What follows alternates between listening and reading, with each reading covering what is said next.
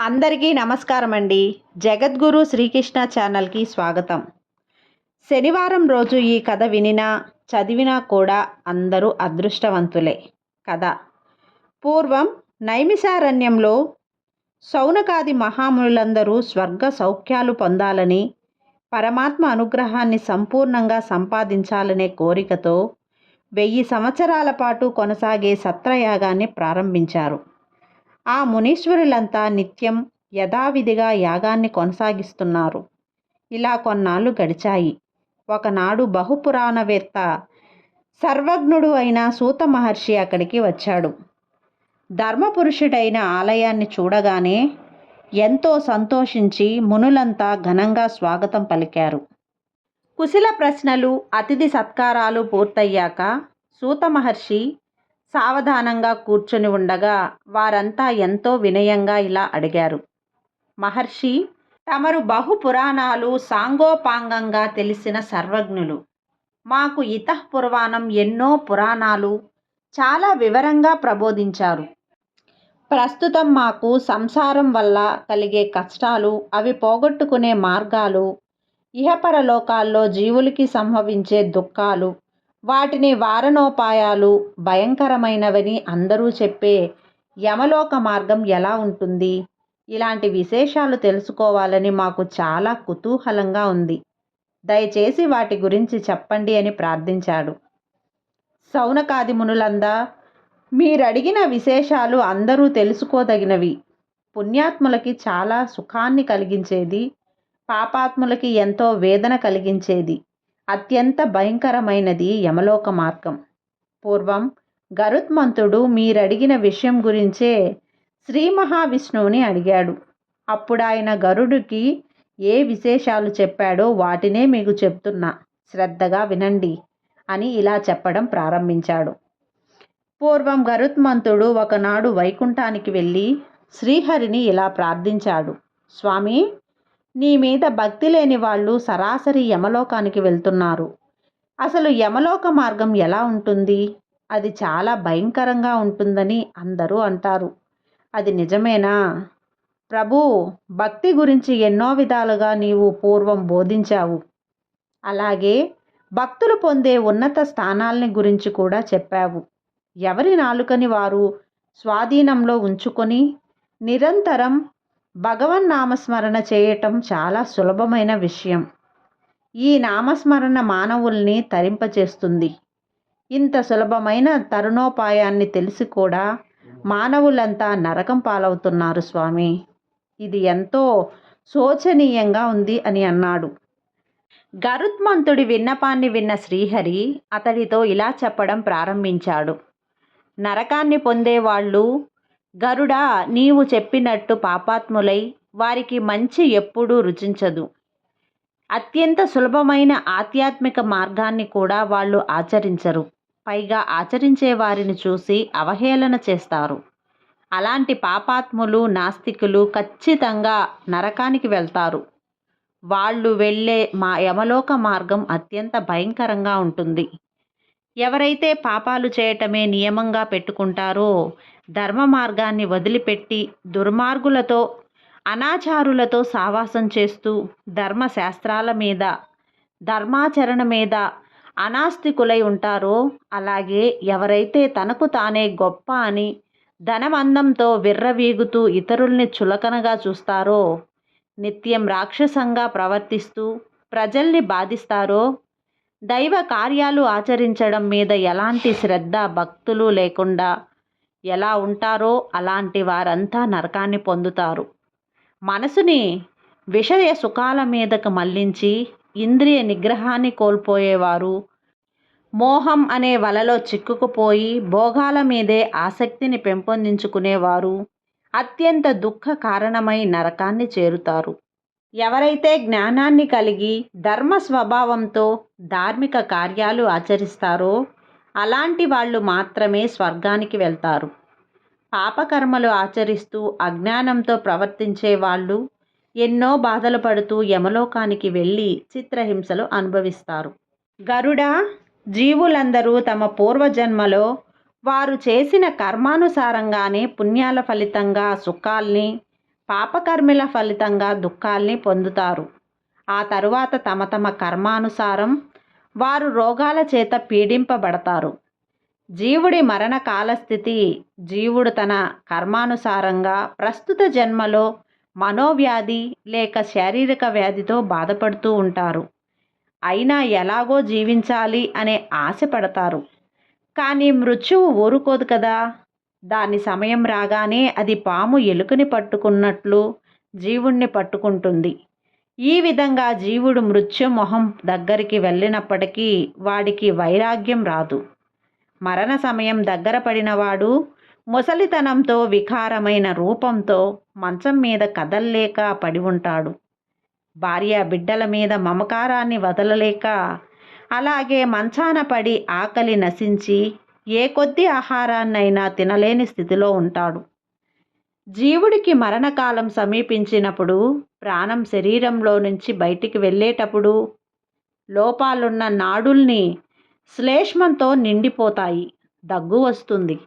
ఆయాసంతో కళ్ళు మూస్తూ తెరుస్తూ శ్వాస సరిగ్గా అందక గురకతో బాధపడుతూ ఉంటాడు.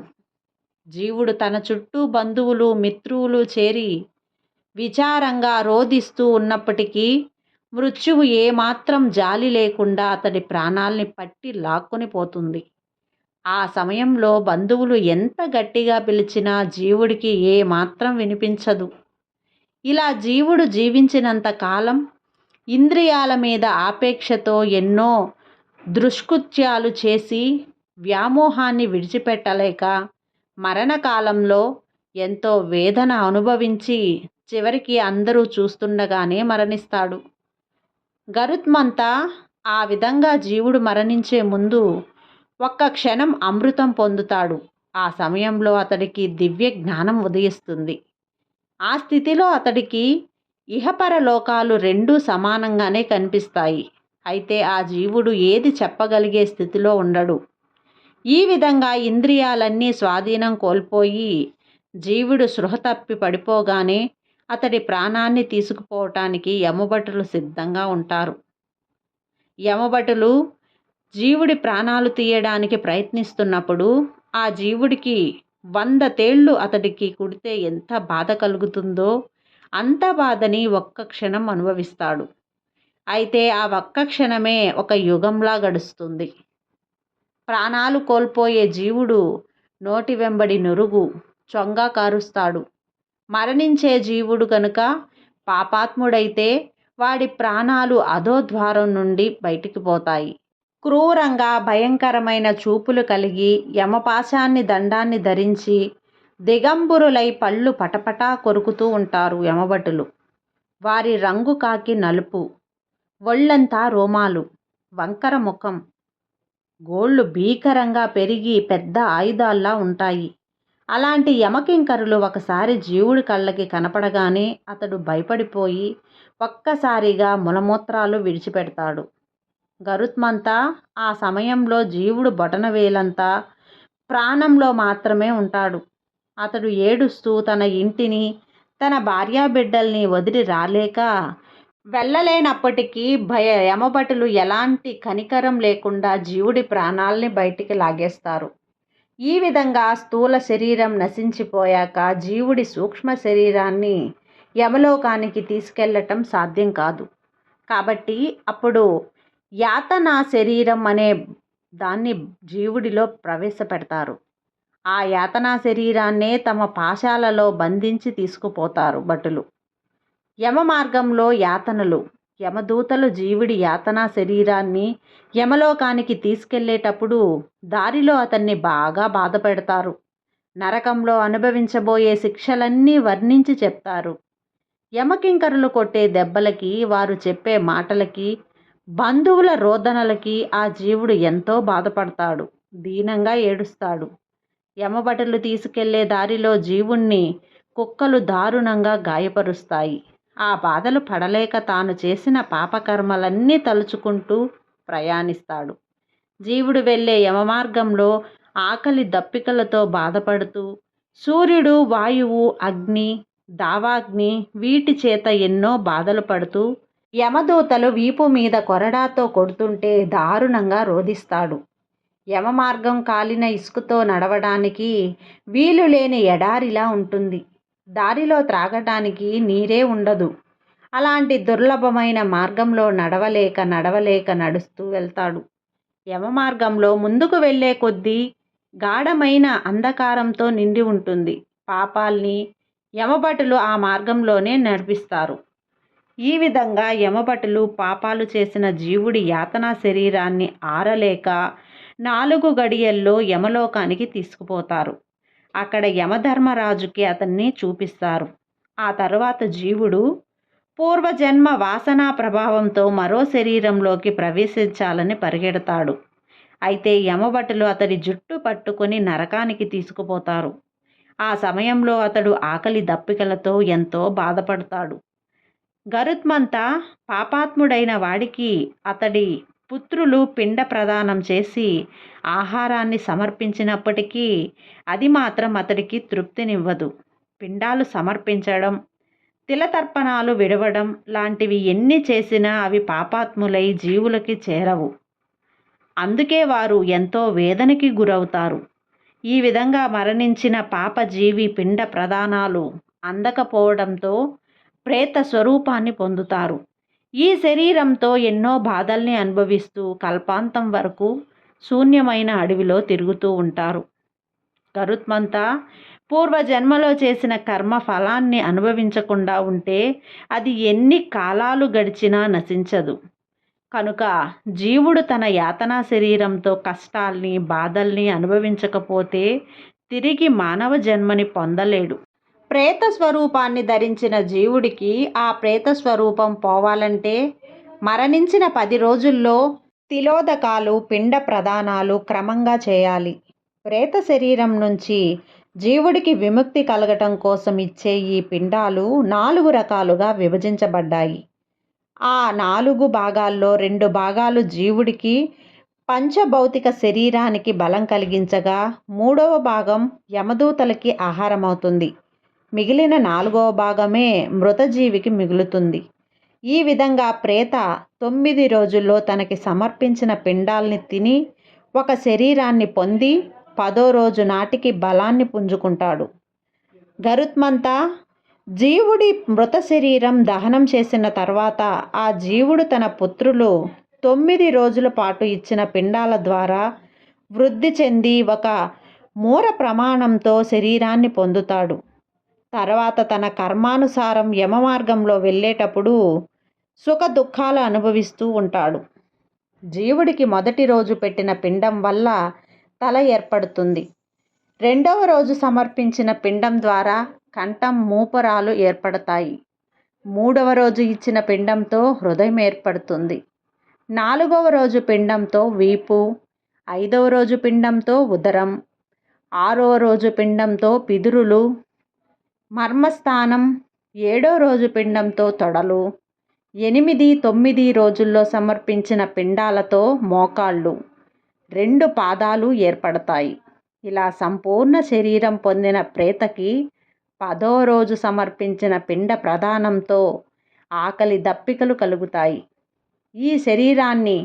ఈ విధంగా పొందిన శరీరాన్ని ప్రేతరూపుడు 11, 12 దినాల్లో చేసే షోడశపిండకర శ్రాద్ధాలు, వాటిలో భాగంగా లభించిన తిలోదకాలని ఆహారంగా స్వీకరిస్తాడు. ఇలా 10 రోజుల్లో శరీరాన్ని రూపుదిద్దుకున్న ప్రేతని పెంపుడు జీవులు తీసుకెళ్ళినట్టు 13వ రోజు యమభటులు యమలోకానికి తీసుకెళ్తారు. ప్రేతరూపుడు ప్రతిరోజు విశేషమైన యమమార్గంలో రోజు 200 లేక 700 అమడల చొప్పున రాత్రి పగలు నడుస్తూ వెళ్తారు. యమమార్గంలో నగరాలు. ప్రేతరూపుడు యమలోకానికి వెళ్ళే దారిలో మొత్తం 16 పట్టణాల్ని దాటి వెళ్ళాలి. 1 సౌమ్యం, సారిపురం, నరేంద్ర భవనం, గంధర్వ శైలగమనం, క్రౌంచం, క్రూరపురం, విచిత్ర భవనం, బహ్వపదం, దుఃఖదం, నానాక్రందపురం, స్తుతప్తవనం, రౌద్రం, ప్రయోవర్షణం, సీతాడ్యం బహూభీతి ధర్మభవనం యద్యంపురం జాగ్రత్త. సౌమ్యపురం ఇది చంద్రుడికి సంబంధించిన నగరం. సౌరపురం ఇది సూర్యుడికి సంబంధించిన నగరం. నరేంద్ర భవనం ఇది కొండపై ఉండే పట్టణం. గంధర్వ శైలం ఇది గంధర్వులు నివసించే స్థానం. క్రౌంచపురం ఇది కొంగలు నివసించే నగరం. క్రూరపురం అత్యంత క్రూరులు నివసించే ప్రాంతం. విచిత్ర భవనం ఇది ఎంతో విచిత్రమైన గృహాలున్న నగరం. బహ్వపదం శుభ కష్టాలతో ఉండే నగరం. దుఃఖదం ఈ నగరం ఎన్నో దుఃఖాలతో ఉంటుంది. నానాక్రదపురం ఇక్కడ ఎంతోమంది ఆక్రందనలు వినిపిస్తుంటాయి. సుతప్త భవనం ఇది ఎప్పుడూ కాలుతూ ఉండే నగరం. రౌద్రం ఇక్కడ అంతా రౌద్రంగానే కనిపిస్తుంది. పయోవర్షణం ఇక్కడ ఎప్పుడు వర్షాలు కురుస్తూనే ఉంటాయి. సీతాడ్యం ఈ నగరంలో చల్లదనం చాలా ఎక్కువగా ఉంటుంది. బహుభీతి ఈ నగరం భయాన్ని కలిగిస్తుంది.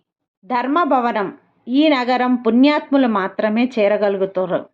ఈ నగరాలన్నీ యమపురికి ముందుగా ఉంటాయి. వీటిని దాటిన తర్వాతే యమపురికి చేరుకోగలరు. ఓం నమః శివాయ. సర్వే జనా సుఖినో భవంతు.